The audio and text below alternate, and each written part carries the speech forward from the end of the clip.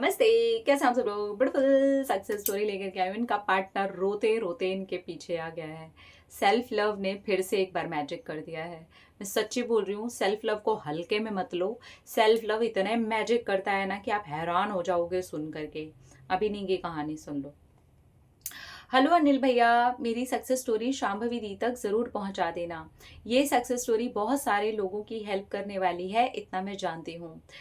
नमस्ते शांभवी दीदी, I love you so much. आपने तो ज़िंदगी में जैसे कि जादू ही खोल दिया है और मेरी ज़िंदगी पूरी तरीके से बदल गई है।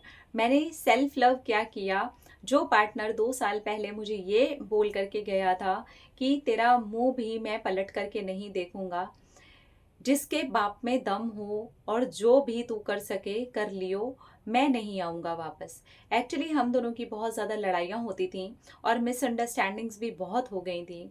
और लड़ाई होते होते मैंने भी उसके ऊपर चिल्ला दिया था कि तुम मेरे साथ रिश्ते में आए ही क्यों थे, जब इस तरीके से करना था। मुझे इग्नोर करता था, मुझसे बदतमीज़ी से बात करता था और मुझे तरह तरह की ऐसी बातें बोलता था जो मैं अभी आपको लिख करके भी नहीं बता सकती हूँ। ये तब हुआ जब हमारी लड़ाई हुई थी। शुरू का 1 साल तो हमारा रिलेशनशिप का बहुत अच्छा गया।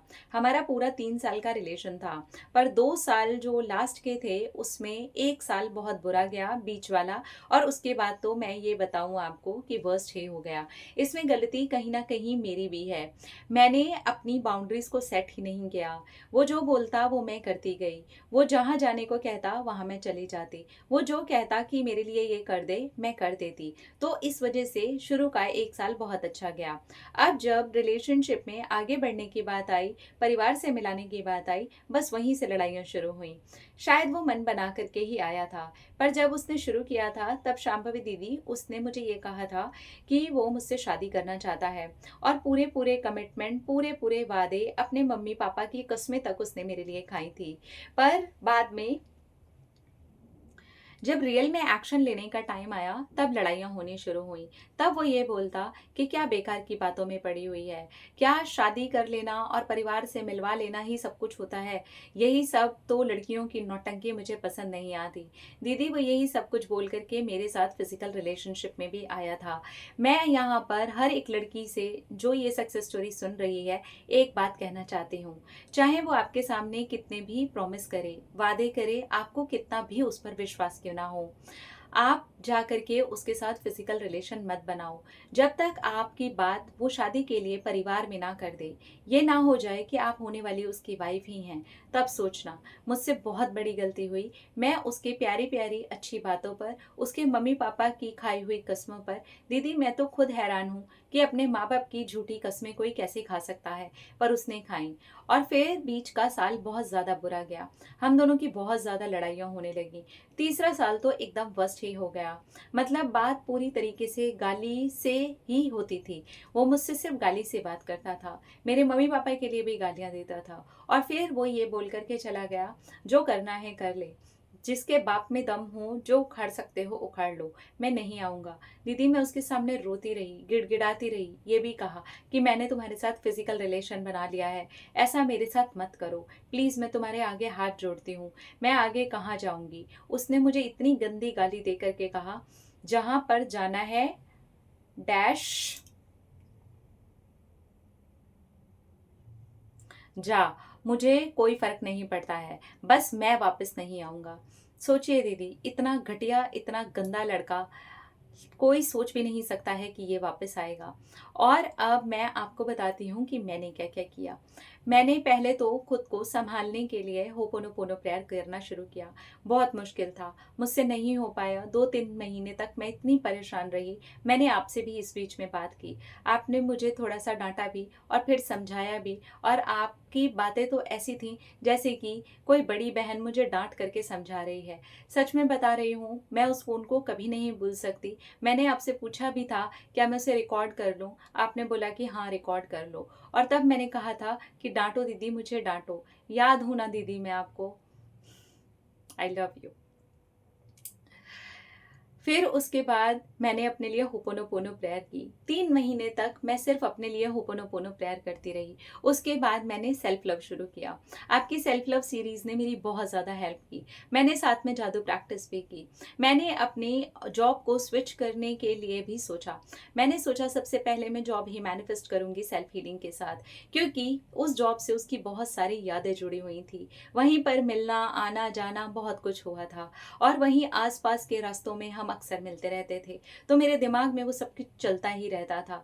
जहाँ पर हम चाय पीते थे, वहीं पर मेरे कोलीग्स भी चाय पीने जाते थे। अब मुझे लगा कि नहीं, मुझे यहाँ से जाना है और ये हुआ मैजिक पहला वाला। मेरे सेल्फ हीलिंग के साथ और सेल्फ लव के साथ-साथ ही मेरी सबसे पहली जॉब मैनिफेस्ट हुई, जो कि मैं इंटेंशनली करना चाहती थी और वहाँ पर मेरी सैलरी भी ज़्यादा थी और वो इस एरिया से बिल्कुल ही डिफरेंट एरिया में थी। अब मेरा माइंड बदला और मैंने अपने आप को पूरी तरीके से सेल्फ लव में ढाल दिया। अपने आप से प्यार करने लगी। दीदी, मेरी स्किन इतनी प्यारी हो गई है कि मैं आपको क्या बताऊँ। मेरी आँखों के नीचे बहुत ज़्यादा डार्क सर्कल्स हो गए थे और ऊपर से आँखें बहुत ज़्यादा सूजी-सूजी दिखती थीं। मतलब मेरी आँखों की शेप ही खराब हो गई थी रो-रो करके और डिप्रेशन में जा करके। फिर मैंने अपने आप को प्यार करते हुए ये पाया, मेरी आँखों की शेप पहले जैसी नॉर्मल हो गई है। मेरी स्किन बहुत अच्छी हो गई है। ओवर ईटिंग करके मैंने अपना 12 किलो वेट भी ज़्यादा बढ़ा लिया था।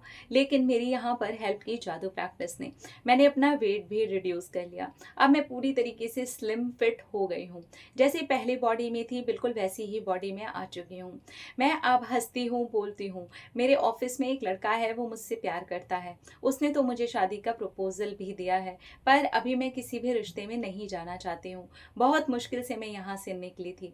अब जैसे ही मैं निकली हूँ, तभी वो लड़का आ गया और वो मुझे अब कॉल करता है, मैसेज करता है। एक दिन तो उसने 20 मिनट का एक रोते हुए वॉइस नोट भेजा। उसने बोला कि मैं नहीं रह सकता तेरे बिना। मैंने तुझे जो कुछ भी बोला है मैं वापस लेता हूँ। मैं अपने मम्मी-पापा की कसम खाता हूँ कि मैं अब तुझे छोड़ कर के कहीं पर भी नहीं जाऊँगा। इस तरह की बातें करने लगा। रोज़ रोता, रोज़ मुझे कॉल करता, रोज़ मेरे पीछे पड़ता। वो मेरे पुराने वाले ऑफिस के वहाँ भी गया। मेरे बहुत सारे कोलीग से भी उसने बात की।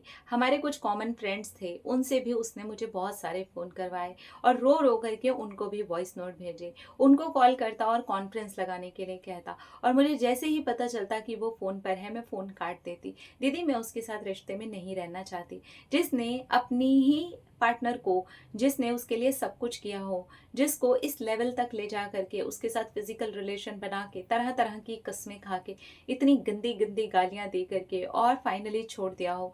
ऐसे लड़के के साथ मैं आगे ज़िंदगी नहीं जीना चाहती। अब वो दूध का धुला भी बन के आ जाएगा तो भी वो मुझे ज़िंदगी में नहीं चाहिए। बस मैंने यही डिसाइड किया है। मेरे ऑफिस वाला लड़का बहुत अच्छा है, पर मैं रिलेशनशिप के बारे में नहीं सोच रही हूँ। मैं अपनी ज़िंदगी में अब आगे बढ़ चुकी हूँ। मैं अभी अपना करियर बनाना चाहती हूँ। दीदी, अभी मैं सिर्फ 26 साल की हूँ। मेरे पास अभी पूरी ज़िंदगी पड़ी है। मेरे मम्मी पापा मेरे करियर को सपोर्ट करते हैं, लेकिन मैं अपनी ज़िंदगी बर्बाद करने के लिए खुद ही चल पड़ी थी। अब मुझे वो नहीं चाहिए। आपकी बहुत ज़्यादा हेल्प मुझे मिली है सेल्फ लव करने में, सेल्फ हीलिंग करने में और हाँ, इसके वापस आने में। मैंने कभी तो मैनिफेस्ट ज़रूर किया था कि मेरी ज़िंदगी में आए, रोए, गिड़गिड़ाए, मेरे सामने हाथ पैर जोड़े। आज वो मेरे सामने हाथ पैर जोड़ता है, रोता है, गिड़गिड़ाता है, पर अब मुझसे नहीं हो पाएगा शांभवी दीदी। मैं अब अपने आप से प्यार करती हूँ और अपनी बहुत रिस्पेक्ट करती हूँ। Thank you, thank you, thank you. I love you so much. देखो, यहाँ मैं सब लड़कियों से एक बात कहना चाहती हूँ। आपको लाख प्रॉमिस मिल जाए, ठीक है, आपको लाख प्यार हो, ठीक है, आपको जिंदगी में सबसे ज्यादा प्यार करने वाला बंदा मिल गया हो, ठीक है, पर प्रॉमिस को पूरा होने देना, उसके एक्शन तक उसको जाने देना, ठीक है। वो अगर आपको प्यार साबित करने के लिए बोले, मेरा प्यार तुम साबित करो, तो बोलो और तरह से मैं तुम्हारे लिए प्यार साबित करूंगी, स्नेह दूंगी, प्यार दूंगी, गले लगाऊंगी। तुम अब कभी रोए, तुमको मेरी जरूरत पड़ी, मैं तुम्हारे साथ रहूंगी, पर मैं फिजिकल रिलेशन नहीं बनाऊंगी। पहले तुम मुझे अपनी पत्नी बना लो, उसके बाद में मैं रिश्ता बनाऊंगी। देखो लड़कियों, स्ट्रांग बनो, ठीक है, ऐसे मत करा करो। अगर कोई लड़का आ रहा है आपके पास सिर्फ आपकी बॉडी मांगने के लिए, प्यार से, मोहब्बत से। इस लड़के ने तो अपने मम्मी पापा की कस्में खाई। तो उस एक चार्म को अपनी शादी के बाद के बचा के रखो। जो आपसे प्रेम करता है ना, वो अंत तक आपके लिए रुकेगा। जो आपसे प्रेम नहीं करता ना, वो बीच में यूज करके भी चला जाएगा, और यूज होने का मौका दोगे आप। फिजिकल रिलेशनशिप इतनी बड़ी कोई बात नहीं है मेरी बहनों, बड़ी बन जाती है जब वो हमारे साथ हो जाता है और वो इंसान हमसे दूर जा रहा होता है, तब हमें रियलाइज होता है। तो इसलिए हमें ऐसी गलतियां बच्चे नहीं करनी है, ठीक है। अब कुछ भी हो जाए ये नहीं करना है। बोलो नहीं, प्यार है, सब कुछ है, पर आपके एक्शन देखने हैं मुझे। एक्शन को आप कब तक शादी पर लेकर के जा रहे हो, शादी कैसे हो रही है हमारी, आपके माता पिता क्या कह रहे हैं, मेरे माता पिता क्या कह रहे हैं, उसके बाद में हम इस टॉपिक पे आगे बढ़ेंगे। देखो बहनों, उसके बाद जब हमें गालियां पड़ती हैं ना, तो हमारी उसी वाली इज्जत के ऊपर सबसे ज़्यादा प्रहार किया जाता है, जिस इज्जत को मांगने के लिए वो अपने मम्मी पापा तक की झूठी कस्में खा गया था। इसलिए प्लीज़ प्लीज़, मुझे पता है ये बातें ओल्ड स्कूल हैं, लेकिन फिजिकल रिलेशनशिप का सेक्सुअली जो ट्रांजैक्शन होता है वो ओल्ड स्कूल नहीं है। वो नए में भी ऐसा ही था, वो सदियों पुराना भी ऐसा ही था। वो जब हमारी मम्मियों की पापा की, हमारी फैमिलीज़ की जनरेशन थी तब भी ऐसा ही था, दादा दादी की जनरेशन थी तब भी वैसे ही था। अब आप जेनजी आ गए हो तब भी ऐसे ही होगा, आपके आगे भी बहुत सारी जनरेशन आएंगी तब भी वैसा ही रहेगा। तो अपनी एनर्जी को बर्बाद मत करो, मत करो। आप प्यार करते हो ना, प्यार सिर्फ बेड पे थोड़ी ना होता है, प्यार सिर्फ कपड़े उतार के थोड़ी ना होता है, प्यार तो और भी होता है ना। फिर हम क्या कहते हैं, हमें प्यार था, हमसे गलती हो गई, तब हमने नहीं सोचा। अब सोच लो, मौका मिला ना इस कहानी से आपको सोचने का।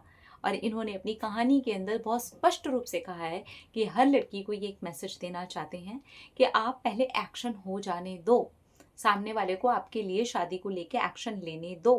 तब तक आप अपना रिश्ता चलाओ, 2 साल क्या 20 साल चलाओ, ईजी रह के चलाओ, प्रेम में चलाओ, देखो सब कुछ अच्छा होगा।